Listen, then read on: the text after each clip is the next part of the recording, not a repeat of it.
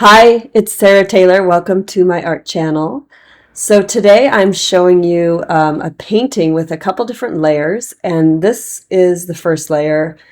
I'm just going in with some acrylic paint that's actually already mixed for the fluid art portion that I'll be doing after I put this layer down. And I'm just going in with a sponge and kind of sponging in some texture and some pretty green, kind of mossy detail onto the canvas. I want this to be soft and subtle, and I'm going to go over this with a translucent pearl base coat. So if you're not familiar with what that is, I'm going to link a video below that goes into much more detail about the translucent base coat, which I've been playing with a lot lately. It's a very thin satin enamel base coat that does not have any pigment in it. So I've been really thinking a lot about this color palette and green and kind of like this mossy concept, and kind of what color theory means to me, and how, there's very traditional color theories, and just the idea of the word theory to me. I was really thinking about that, and it is a theory, so it's completely open to interpretation.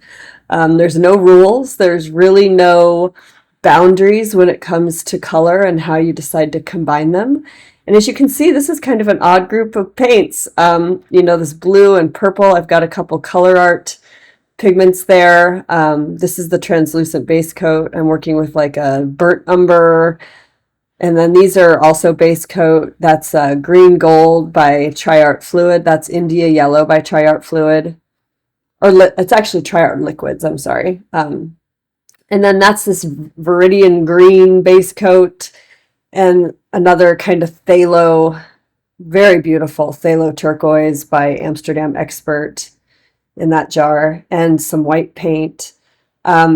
And so this is kind of an odd grouping of paints, but I'm really excited to just think outside the box. And sometimes when doing this, when working with new colors with different combinations that I haven't worked with before, it doesn't always work out.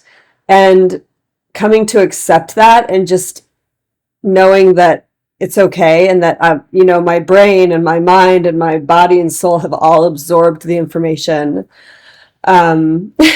So anyways, this is the translucent base coat with a couple different colorful base coats drizzled in. I'm going to stretch it. I'm going to put some of the puddle paints on top, and let me know what you think. I think it's kind of crazy and interesting, and I actually really liked the overall outcome and feel of this piece. It was very different. So if you're at Fluid Art this weekend, I can't wait to meet you. Fluid Art Experience, and much love. If you're curious about these techniques, there's playlists on my channel which kind of break these techniques out in groupings. So there's, I've had a little bit of confusion from some of my students just on Zoom about what technique is what. So if you're interested in the pearl technique, there's a couple different playlists for the pearl technique. And then the bloom swipe technique is completely different. I also have a gack magic technique that's really interesting.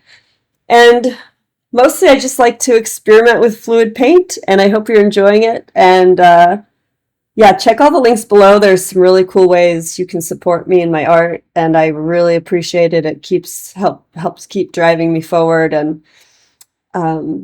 yeah, wonderful things. I hope you're enjoying this beautiful spring. I know I am. I've been planting my garden and pots, and it's just a glorious time of year. So much love. Take great, great care, and I'll talk to you soon.